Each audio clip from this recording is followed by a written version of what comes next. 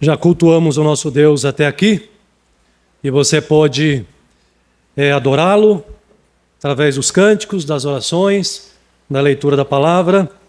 Espero que você tenha feito isso conscientemente e com toda a reverência como o Senhor requer de nós. Mas agora é um momento especial, um momento em que nós temos o privilégio de sermos instruídos pela boca de Deus, ou seja, pela palavra do Senhor, apesar da fraqueza deste que vos fala aqui. Esse momento, portanto, exige total reverência de você. Se você já pôde ir ao banheiro, tomar água, fazer alguma coisa, agora eu peço que você se aquiete. Aquiete o seu coração e a sua mente em reverência à palavra de Deus e desejoso de ouvir e aprender o que Deus tem para falar para você nesta noite. Amém. Então abra sua Bíblia. Combinado assim? Abra sua Bíblia em Filipenses capítulo 2, capítulo 3. A minha leitura será dos versículos 12 a 16. Embora irei me referir aos versículos anteriores também para a exposição dessa mensagem nesta noite. Filipenses capítulo 3, a partir do versículo 12 até o versículo 16.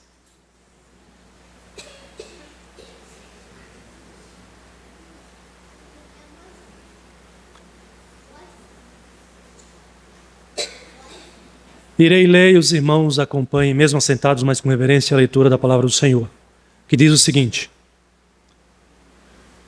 Não que eu tenha já recebido ou tenha já obtido a perfeição, mas prossigo para conquistar aquilo para o que também fui conquistado por Cristo Jesus. Irmãos, quanto a mim, não julgo havê-lo alcançado, mas uma coisa faço, esquecendo-me das coisas que para trás ficam e avançando para as que diante de mim estão, prossigo para o alvo, para o prêmio da soberana vocação de Deus em Cristo Jesus. Todos, pois, que somos perfeitos, tenhamos este sentimento. E se porventura pensais de outro modo, também isto Deus vos esclarecerá. Todavia, andemos de acordo com o que já alcancemos. Aleluia. Amém. Meus irmãos, o que Paulo trata nesses versículos aqui, na verdade, eles representam uma conclusão, uma espécie de resumo do que ele já tratou nos versículos anteriores do texto desse capítulo e desse livro aqui também. Uma coisa é certa e eu quero já colocar para você. Antes da sua conversão, você vivia pensando que você era o dono da sua vida e fazia o que você bem entendia. Quando as pessoas estão longe de Cristo, não são alcançadas pelo Evangelho ainda, não são convertidas, via de regra, nós vivemos para satisfazer os nossos próprios desejos carnais e pecaminosos.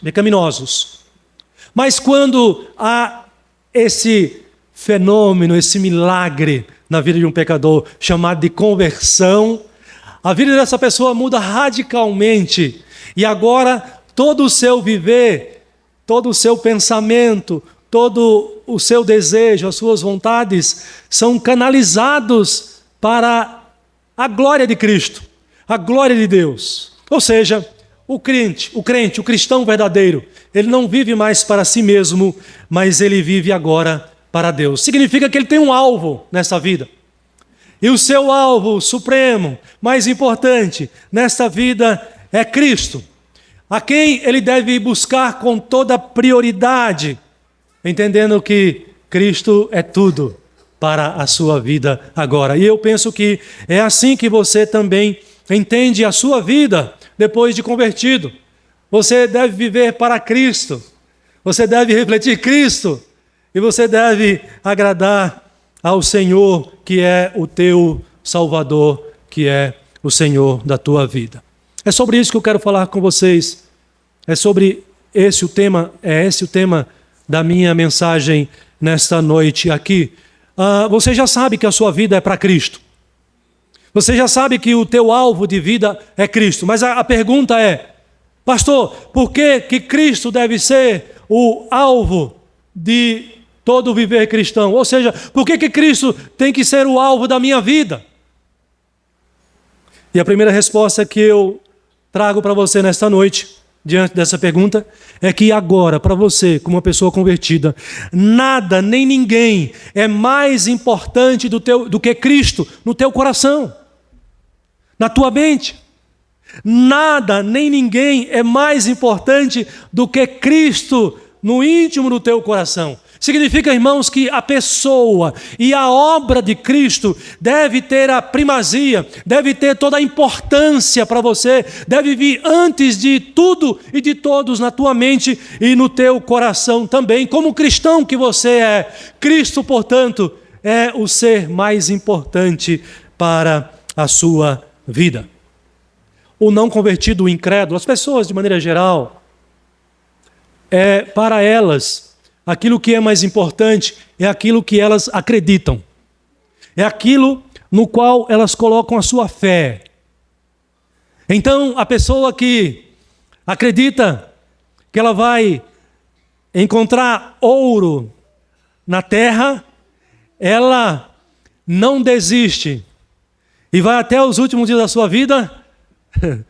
Se ele não faz parte de uma grande empresa, se é um solitário, se tem um terreno e acha que no seu terreno tem pedras preciosas, ele vai até os últimos dias da sua vida cavando o chão, cavando a terra, em busca do ouro, porque é nisso que ele acredita. Percebam que ele coloca nisso a sua energia, coloca nisso o seu foco, coloca nisso o seu coração, coloca nisso o seu investimento, ele investe nisso com os seus bens, com o seu capital, porque é nisso que ele acredita. E assim, irmãos, você pode pensar em qualquer área da vida.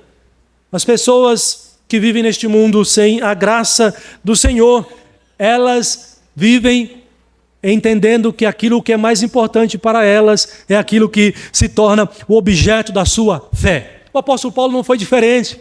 Antes da sua conversão, Paulo viveu em função da sua religião.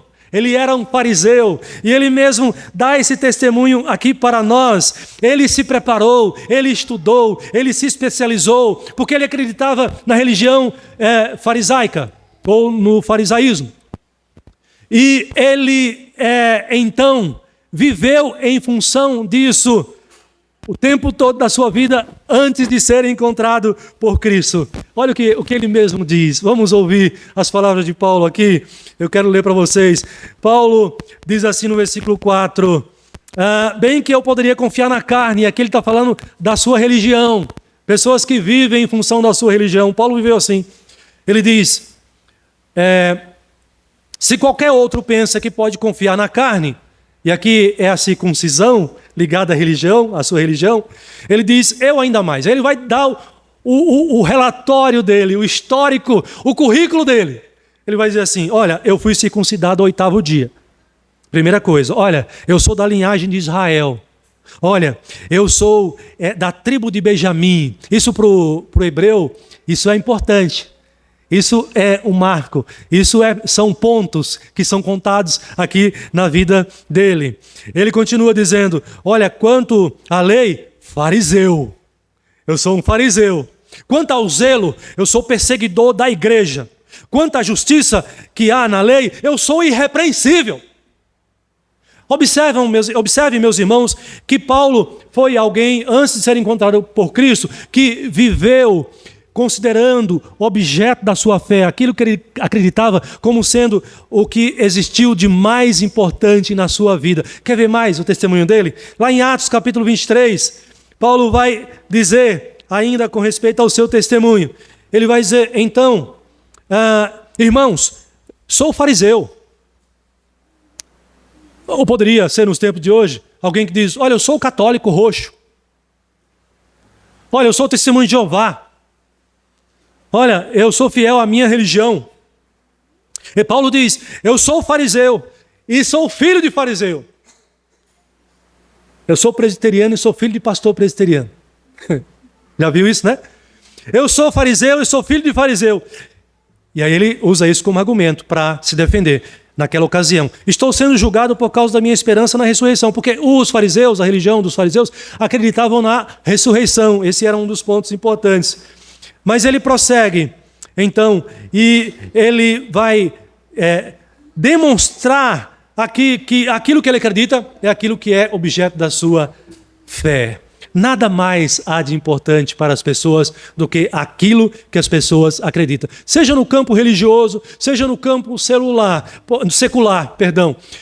Pode observar, as pessoas vão achar tempo para fazer aquilo que ela acredita que é o importante para a vida dela. Aquilo que ela elegeu como prioridade para a sua vida. E aí ela vai dedicar a sua veneração, vai dedicar o seu temor, vai dedicar a sua mente, vai dedicar o seu coração, vai dedicar o seu tempo para aquilo que ela acredita que é o mais importante. Para Paulo, até encontrar Cristo, ele entende, olha, a religião perfeita é a minha religião. Eu sou fariseu, mas no dia que ele foi encontrado por Jesus Cristo, tudo mudou. A vida de Paulo mudou de ponta cabeça, da água para o vinho, mudou radicalmente. Quando Jesus entrou na vida de Paulo, a vida de Paulo foi transformada e ele teve o privilégio, ele teve a alegria de conhecer, de descobrir alguém muito mais excelente do que a sua própria religião. E aquilo que até então Paulo considerava como sendo o mais importante, ele viveu muitos anos da sua vida dedicando aquilo que ele acreditava. A partir do momento que ele foi encontrado por Cristo, ele abriu mão de tudo isso. Ele deixou isso para trás, porque diante de Jesus, nada nem ninguém é mais importante. E ele também dá esse testemunho. Ele vai dizer aí no versículo 8 do nosso texto, sim, deveras considero tudo como perda por causa da sublimidade. O que significa a palavra sublimidade? A ideia de grandeza aqui. E aqui ele está se referindo a Cristo Jesus. Jesus veio ao encontro de Paulo. E Paulo teve a condição, teve o privilégio de conhecer alguém mais importante do que aquilo que até então ele considerava como sendo mais importante, a sua religião, pela qual ele matava e morria. Vocês perceberam isso? Como o coração de Paulo estava tomado pela sua religião, como a sua mente estava tomada por aquilo que ele acreditava. Ele arrastava cristãos às prisões, ele testemunhou a morte de Estevão sendo apedrejado, e tudo bem para o apóstolo Paulo, porque ele era um seguidor de uma seita que ameaçava a sua religião perfeita. Mas agora Paulo está diante do Senhor Jesus Cristo e agora ele dá esse belo testemunho. Sim, deveras considero tudo como perda por causa da sublimidade, ou seja, do poder, da proeminência, do conhecimento de Cristo Jesus, meu Senhor. Meu Senhor. Olha o prazer do apóstolo Paulo e o testemunho que ele dá aqui, meus irmãos, neste momento, quando ele fala assim. Isso acontece nos dias de hoje, no nosso tempo também. Por vezes nós vemos pessoas convertidas dando um testemunho. Pessoas que antes eram católicos. Nosso país é um país de raiz católica, por isso que eu me refiro sempre aqui à religião católica. Eu nasci no catolicismo, meu pai era católico, minha mãe era católica, meu avô era católico, minha avó era católica, eu sou católico. Mas agora, de fato, ele foi convertido. E essa pessoa, por vezes, ela também costuma falar lamentando: se isso tivesse acontecido comigo muito tempo antes, porque só agora eu amava a minha religião, eu amava aquilo que eu fazia, mas agora eu estou diante de alguém que é sublime. Por que isso não aconteceu antes? Talvez você tenha dito isso na sua experiência de conversão. Porque só agora, Senhor, eu era jovem e dediquei a minha vida ao vício, a tantas coisas deste mundo. Poderia ter dedicado ao teu reino, poderia ter tido uma juventude santa, saudável, para a glória do teu santo nome. Mas fui encontrado pelo Senhor agora. Que bom que foi agora, mas poderia ter sido antes. O ponto aqui, irmãos, é este. Qual, pastor? a grandeza, a importância da grandeza da pessoa e da obra de Jesus Cristo. Quando um pecador se depara diante de Jesus, não tem como ele dizer não para o Senhor. Não tem como ele não se lançar aos pés do Senhor e reconhecer o Senhor como o ser supremo, como o ser grandioso, como o ser todo-poderoso, que ele precisa deste Senhor, deste Salvador. Observe a grandeza de Jesus revelada no livro de Hebreus. Eu gosto muito desse texto.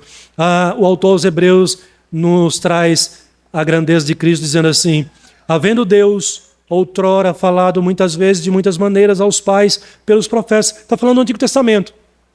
Os profetas, a lei de Moisés. Aí ele está dizendo agora, Novo Testamento. Nos falou nesses últimos dias, nos falou pelo Filho. Que Filho é esse? Jesus. E o autor dos Hebreus vai mostrar para nós a grandeza de Cristo, que ele vai dizer assim: a quem constituiu? Deus constituiu Jesus como o quê? Herdeiro de todas as coisas. Que todas as coisas são essas? Tudo que você conhece e além o que você não conhece também. Toda a criação de Deus pertence ao Filho, pertence a Jesus Cristo. Inclusive a sua vida de cristão, de convertido, pertence, está na mão do Filho de Deus, pertence a Ele. Mas o autor aos Hebreus prossegue dizendo mais a respeito da grandeza de Jesus. Quem é esse Jesus? Ele diz: ele é o resplendor. O que é um resplendor? É algo que reflete, que traz a ideia ou a representação de alguém por trás de um outro ser. Ele reflete. E aqui no caso, o Filho reflete, resplende a grandeza de Deus, do próprio Deus. Ele é o resplendor da glória e a expressão exata do seu ser, do ser de Deus. É por isso que o próprio Jesus vai dizer nos evangelhos: quem vê a mim, vê o Pai. Olha a grandeza de Jesus Cristo revelada no texto de Hebreus. E o que mais tem Jesus de grande, pastor? Hebreus responde, ele diz que ele sustenta todas as coisas pela palavra do seu poder. Aliás, quando você pensa em criação, Jesus estava criando todas as coisas lá no Gênesis. Ele participa da criação, ele também é criador. Sem ele, nada do que foi feito se fez. Testemunha João no seu Evangelho, capítulo 1. E Hebreus está dizendo isso aqui. Ele sustenta todas as coisas pela palavra do seu poder. Não só cria, mas as coisas se mantêm em ordem. Até o dia que ele quiser. Até o dia que já está determinado pelo Senhor, por Deus, nosso Pai. Você já percebeu todos os dias o sol parte do nascente ao poente. A lua segue o seu curso. As nuvens vão e vêm, se formam e se deformam, desaparecem. O mundo continua do jeito que Deus criou, claro, corrompido, mas na sua ordem natural, na sua lei natural, ele permanece. Cristo, o autor dos Hebreus está dizendo, sustentando todas as coisas pela palavra do seu poder. E depois de ter feito a purificação dos pecados, assentou-se à direita de Deus na majestade, tornando-se tão superior aos anjos, quanto herdou o mais excelente nome do que os anjos, do que eles. Irmãos, a grandeza de Jesus está revelada nas Escrituras. Só não conhece quem não quer. Só não tem essa visão quem não quer. Porque a Bíblia revela a grandeza de Jesus. E por isso eu digo para você: ninguém é tão grande como Jesus que possa se assentar ao lado de Deus. Quem mais pode se assentar à destra do Deus Pai, além de Jesus Cristo? Ninguém. Jesus Cristo é tão grande que ninguém pode fazer a obra de redenção que Ele fez. A Bíblia apresenta Jesus como sendo o único mediador entre Deus e os homens. Significa que se Jesus não tivesse operado, não haveria salvação. Não estaríamos aqui contemplando e adorando ao Senhor. Isso foi possível porque Ele pôde ser o nosso mediador. A obra da redenção, só Ele pode fazer. Jesus Cristo é tão grande. E eu me lembrei, quando estava preparando essa mensagem aqui, eu me lembrei de uma frase que a gente falava ainda algum tempo atrás. Não vou falar muito tempo, porque vocês vão achar que eu sou velho, né? Eu não sou velho, né? A gente falava assim: você tem, para o não convertido, A gente costumava falar, você tem o homem sem Deus, a pessoa sem Deus, tem um vazio tão grande no coração, mas tão grande no coração, que só pode ser preenchido por Jesus. Já viu isso? Já viu essa frase? Né? É para a ideia de enfatizar a grandeza de Cristo, ou seja, o vazio que há no coração do pecador, ele só pode de fato ser preenchido pelo Senhor Jesus Cristo, porque Ele é grande. Em geral, as pessoas têm essa noção da grandeza de Jesus, mas infelizmente não param para refletir e levar a sério e crer e ser beneficiado com essa grandeza de Jesus. Porque as pessoas, quando tem alguns dizeres, alguns ditados, na hora do aperto, já viu isso? A pessoa diz assim, valei-me, Senhor. Já viu isso? Valei-me, Senhor. Socorro, meu Deus, eu anotei aqui alguns deles, né? E até o crente, o evangélico entrou na onda. Só Jesus na causa, pastor. Você parou para pensar o que você está dizendo? Irmãos, isso é terrível, porque às vezes isso não está sendo usado reverentemente e pela fé, está sendo usado levianamente. Perceberam isso? A gente está brincando às vezes com a grandeza de Cristo, como um incrédulo também brinca com a grandeza de Cristo, quando diz, valei-me, Senhor, mas ele não está confiando no Senhor. Valei-me é pedir o socorro do Senhor. Estou num aperto aqui, Senhor, valei-me. Mas nós não podemos, porque são palavras lançadas ao vento, mas você conhece. Nós conhecemos esse Jesus. Nós conhecemos a sua grandeza. Você é diferente dos que não têm o evangelho, a salvação, a fé. Você e eu temos o privilégio de conhecer a grandeza de Cristo e nos deleitarmos na sua grandeza. Por quê? Porque eu estou dizendo para você que Cristo é o seu alvo, porque nada nem ninguém pode ser mais importante no teu coração, na tua vida, do que Jesus Cristo. Se você estiver colocando alguém no lugar de Cristo, você está pecando. Se você está colocando alguém como mais importante ou alguma coisa como mais importante do que Cristo Jesus, você está cometendo o pecado da idolatria. Pastor, por que o crente deve ter como alvo a Cristo na sua vida? Pastor, por que eu tenho que ter Cristo como alvo na minha vida? Em primeiro lugar, eu já disse para você, porque para você e para mim, ninguém há de mais importante, nada, nem ninguém, do que o Senhor Jesus Cristo. Mas em segundo lugar, pastor, por que eu tenho que ter Cristo como alvo na minha vida? Em segundo lugar, porque ninguém pode ser mais amado por você. Ninguém pode ser mais amado no teu coração do que Cristo Jesus. Irmãos, isso é muito importante, isso é muito sério. Paulo, antes da sua conversão, de ser encontrado por Cristo Jesus, ele amava tanto a sua religião, aquilo que ele acreditava, que ele era capaz de dar a sua vida por isso. Ele foi capaz de viajar quilômetros para fazer valer a sua religião e a sua fé também, quando perseguiu os cristãos até Damasco.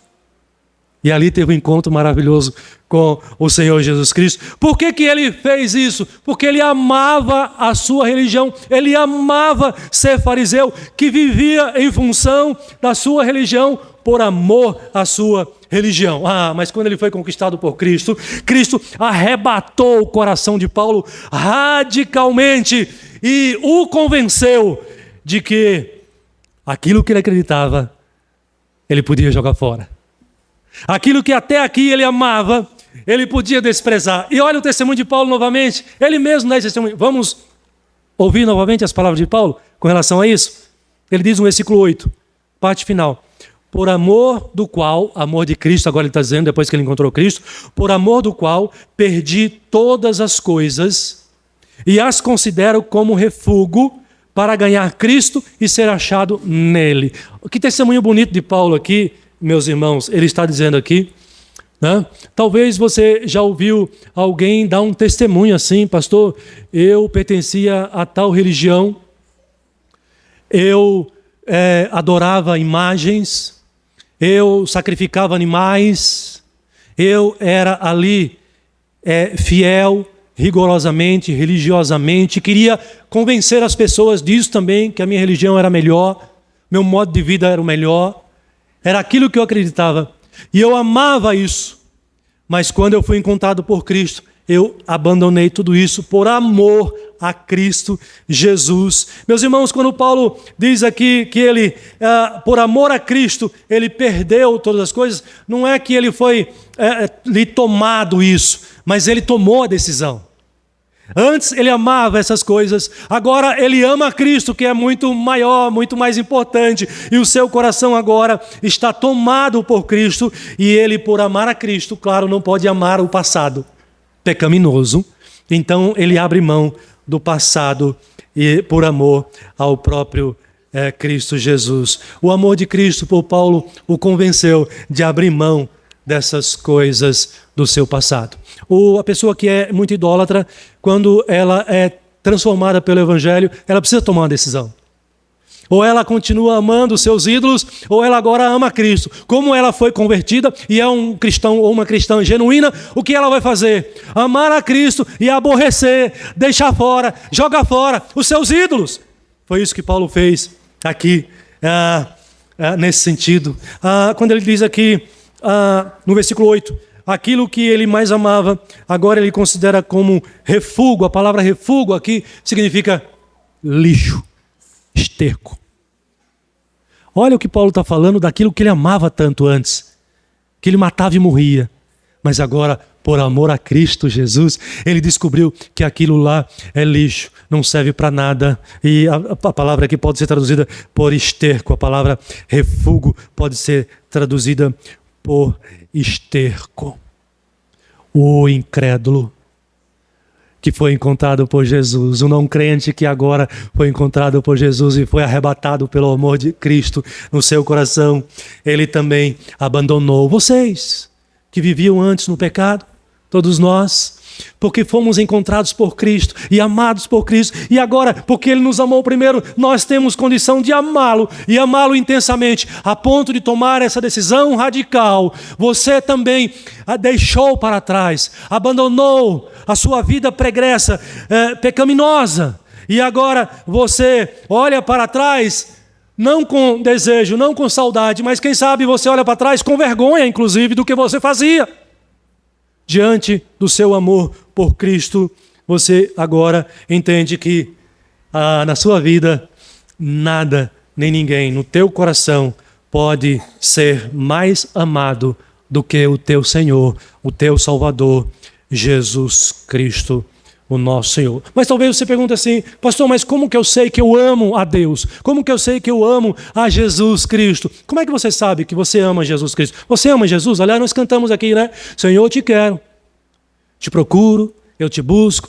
Você, de fato, tem feito isso? É o desejo no teu coração por amor a Jesus? Pastor, como que eu sei que eu amo a Jesus? Ele responde. Você quer a resposta minha ou de Jesus? Qual é a melhor? A de Jesus, pastor, é claro. Então eu vou te dar a resposta de Jesus. Ele diz lá em João 14, se você me ama, se vocês me amam, obedecerão aos meus mandamentos. Pastor, como é que eu sei que eu amo a Jesus?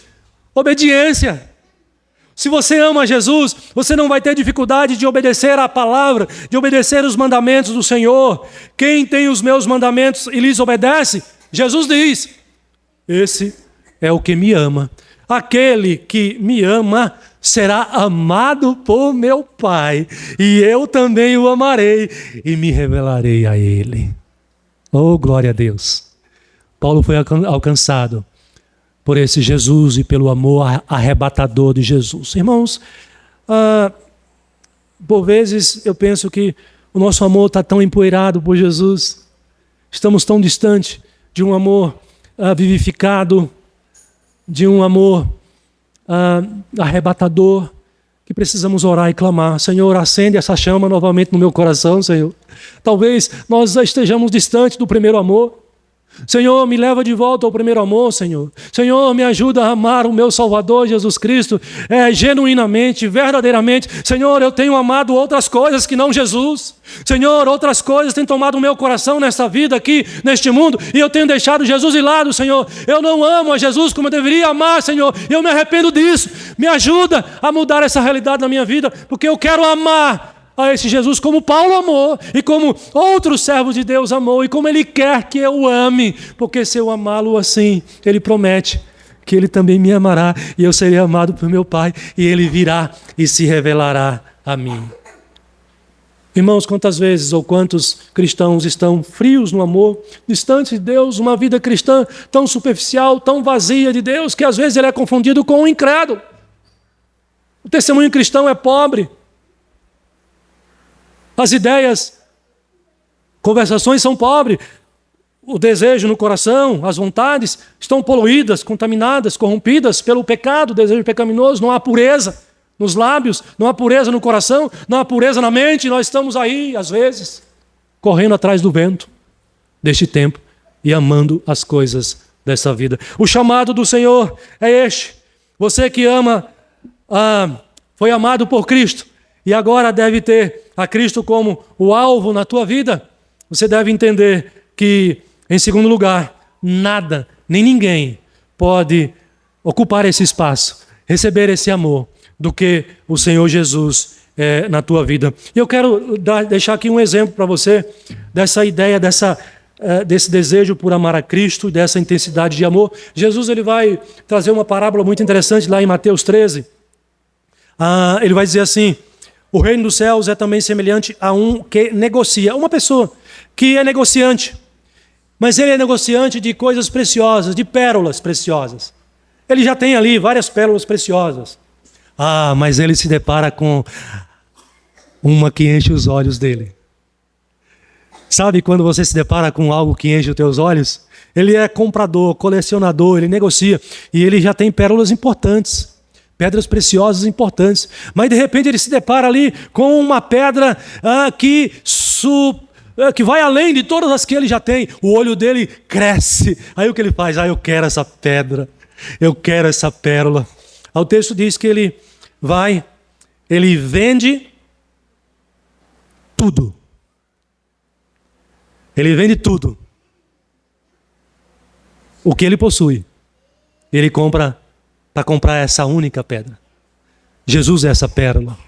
Jesus é essa pedra preciosa, o qual é digno de que nós abramos mão do nosso apego, do nosso amor a todas as outras pedras preciosas deste mundo e nos entreguemos para o Senhor Jesus Cristo. Pastor, por quê? Cristo deve ser o alvo do cristão verdadeiro. Em terceiro lugar, meus irmãos, eu digo para você, é porque nada, nem ninguém nesta vida deve ser mais desejado de se conhecer, desejar conhecer, do que Cristo Jesus. Você tem desejado conhecer Jesus mais profundamente? A pessoa dele, a obra dele, o que ele fez, o que ele está fazendo, o que ele fará, quais são as promessas que ele estabeleceu? Paulo ansiava por conhecer Jesus profundamente, cada vez mais. E aqui tem algumas coisas interessantes. Acompanhe a sua Bíblia aí a partir do versículo 10. Acompanhe aí, por gentileza. O versículo 10. Paulo diz assim, que ele abriu mão de tudo que ele tinha, por amor a Cristo. E ele diz, para o conhecer. A palavra conhecer aqui, irmãos, não é aquele conhecimento teórico. Não é o conhecimento que temos hoje da internet. Muitas vezes é um conhecimento superficial. Muitas vezes, não todos. O conhecimento que Paulo coloca aqui é aquele conhecimento de experiência. É o conhecimento prático. É de você conviver. É o aprendizado pela convivência. É o aprendizado pela experiência prática. Paulo quer conhecer Jesus assim. Ele não quer conhecer Jesus de ouvir falar, como Jó antes. Ele quer conhecer Jesus se relacionando com Ele, convivendo com Ele. É diferente, não é? É diferente. Mas tem mais. Ele disse que quer conhecer o poder da sua ressurreição. Ou seja, Paulo quer conhecer esse Cristo ressurreto, o Cristo poderoso, o Cristo que depois de ressuscitado, ele está revestido de todo o seu poder. Você sabe, né, que há uma diferença entre o Cristo até a sua crucificação e o Cristo após a sua ressurreição. O Cristo até a sua crucificação é o servo, é aquele que veio cumprir a missão, sofrer e morrer por nós. É o Cristo que está desvestido da sua glória, do seu poder. Paulo está dizendo, eu quero conhecer também o Cristo revestido de poder. Por isso que ele diz aqui o termo, o poder do Cristo ressurreto. Ou seja, eu quero conhecer o Cristo exaltado. Nós conheceremos o Cristo exaltado pessoalmente na sua volta. Mas nós podemos conhecer o Cristo exaltado pelas páginas da Escritura, do Evangelho, porque ele se revela aqui também. Mas Paulo prossegue e diz que ele quer conhecer também a comunhão dos seus sofrimentos. Ou seja, Paulo considera um privilégio ele sofrer por Cristo. E Paulo sofreu muito por Cristo, não foi? Paulo foi açoitado, eu anotei aqui, Paulo foi açoitado, Paulo foi apedrejado, Paulo passou fome por Cristo. Paulo teve sede, passou sede por causa de Cristo. Paulo esteve nu por causa de Cristo Jesus, colocado nessa situação de humilhação. Frio, passou por um frio intenso, medo da morte, ou aproximação da morte, o temor da morte, ali. Quando o barco, se despedaçou ali, ele teve que, com os demais, sair e ficar ali na praia. Foi picado por serpente. Paulo considerou todo o seu sofrimento por Cristo como um privilégio. Por isso que ele diz assim, a comunhão dos seus sofrimentos. E ele diz, conformando-me com ele na sua morte. Ou seja, a ideia de morrer com Cristo para o mundo, morrer para o pecado. O crente, você morreu para o pecado. Nós não somos mais dominados pelo pecado, nós podemos dizer não ao pecado e nós podemos viver uma vida de santidade. Paulo está dizendo, eu quero me conformar com ele na sua morte, ou seja, tornar-me como morto para o pecado. Nós também devemos desejar conhecer Cristo de tal maneira assim e ser igual a Cristo no seu sofrimento e na sua morte. Cristo veio não para um viver egoísta, mas Cristo veio para servir. E Paulo entende que o viver cristão não é um viver para si, mas é um viver para servir o próximo por amor a Deus e por amor ao próximo também. Dessa forma, irmãos, Paulo desejou intensamente conhecer e prosseguir em conhecer a Cristo cada vez mais. Pastor, como é que eu conheço a Cristo hoje? A palavra está em suas mãos. O conhecimento da Bíblia é necessário. O interesse ao ler as Escrituras, não apenas a leitura para cumprir um cronograma, um plano ou uma obrigação, mas a leitura interessada, a leitura querendo realmente conhecer o que você está lendo sobre o próprio Senhor Jesus Cristo, ali que você tem diante de si a palavra do Senhor, uma vida de oração, de comunhão com Ele em oração. Você se derramar diante do Senhor, você passar um tempo todos os dias na presença do Senhor em oração, uma vida de adoração, como nós estamos aqui, o zelo, o desejo, o amor por estar na casa de Deus, com os seus irmãos, adorando e bendizendo ao Senhor.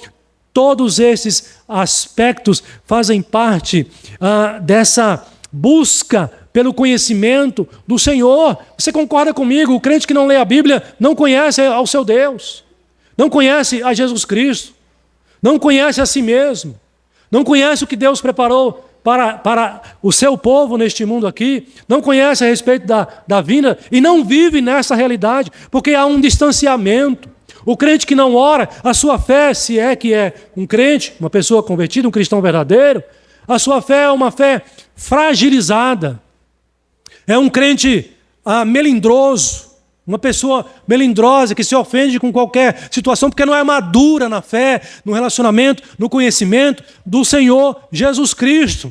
Está voltada mais para si mesmo, para esta realidade aqui, do que para o seu Senhor, o seu Salvador e as pessoas à sua própria volta diante de si.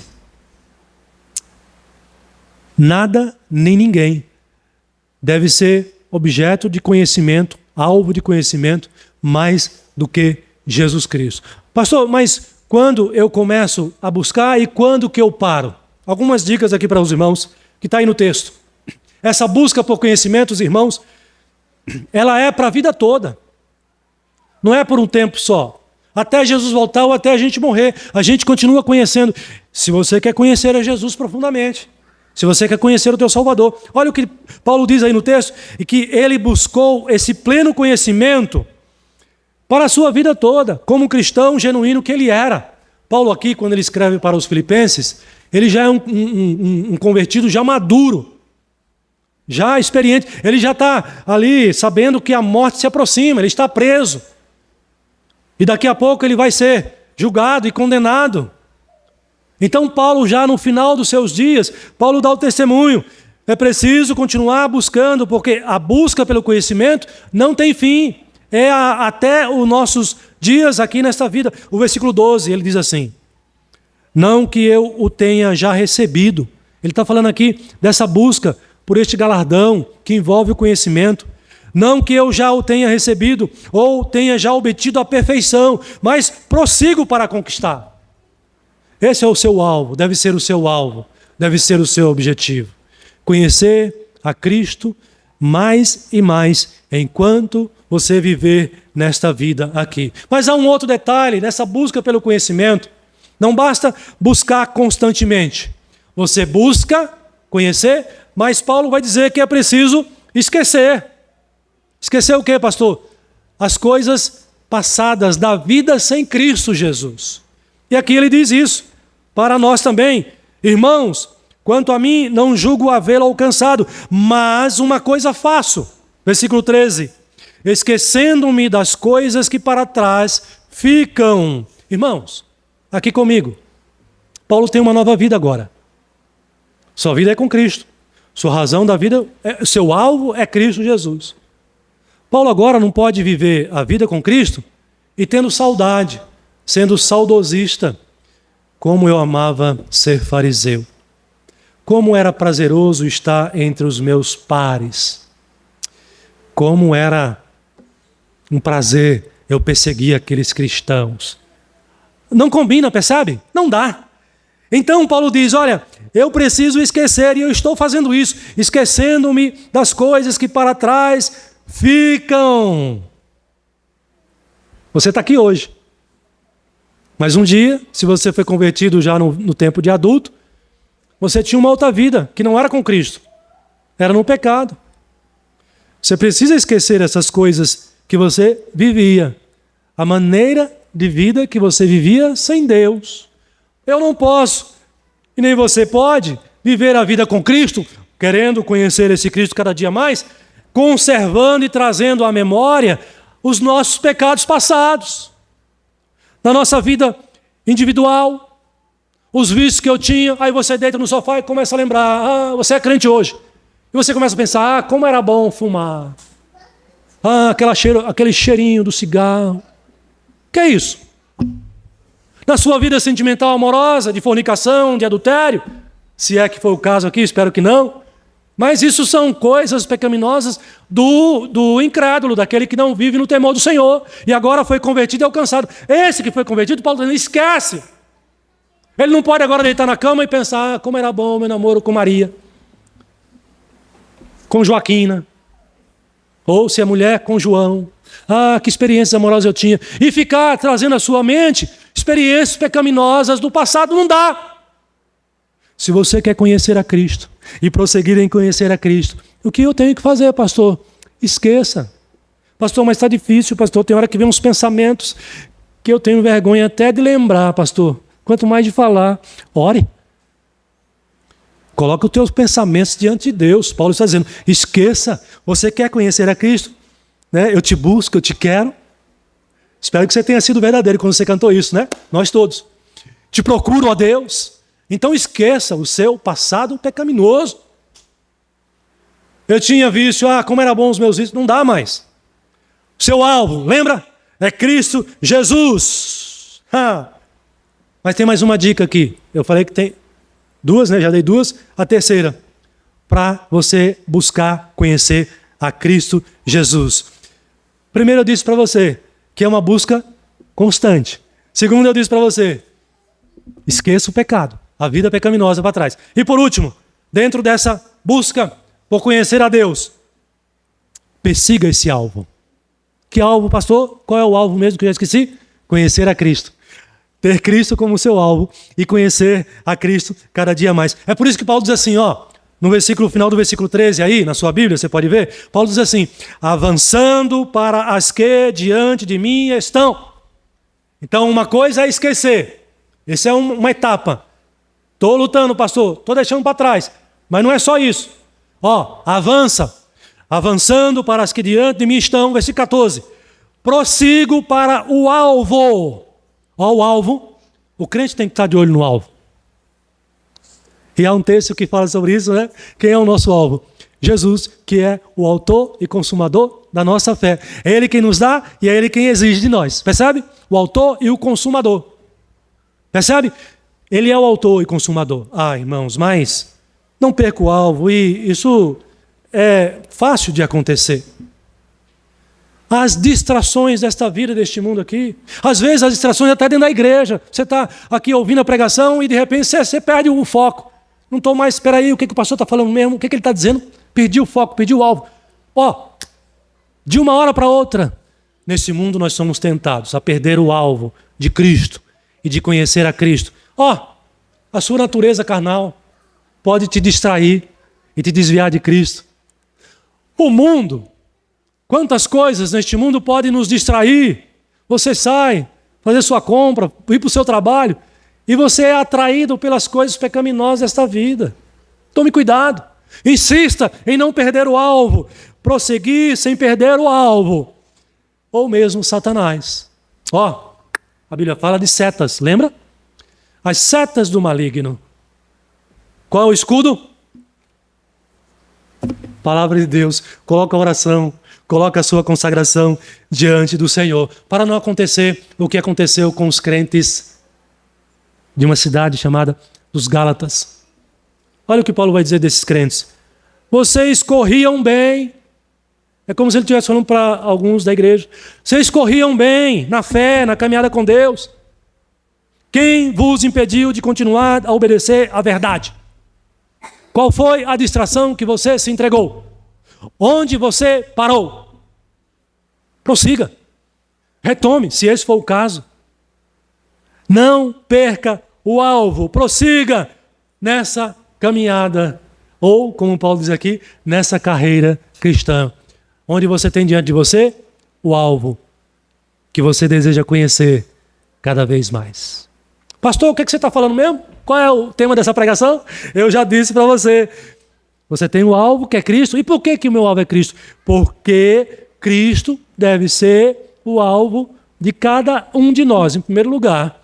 Porque nada nem ninguém é mais importante do que Cristo. Isso você concorda e você já entendeu. Amém. Em segundo lugar, porque nada nem ninguém deve ser mais amado no teu coração. Que Cristo seja o objeto, por excelência, do teu amor. E em terceiro lugar, meus irmãos, que nada nem ninguém seja desejado por você de conhecer mais profundamente a palavra do Senhor. Você conhece a Cristo através da palavra, da leitura, buscando o conhecimento de Deus, vindo para a igreja, ouvindo a mensagem, ouvindo a palavra do Senhor. Senhor, eu quero te conhecer mais e mais. Me dá essa alegria, me dá essa graça no coração. Persiga esse alvo, mas tome cuidado com as distrações desta vida para você não perder o foco, para você não perder o alvo. Que Deus abençoe assim, ricamente, a tua vida e aumente e fortaleça a tua fé. Amém.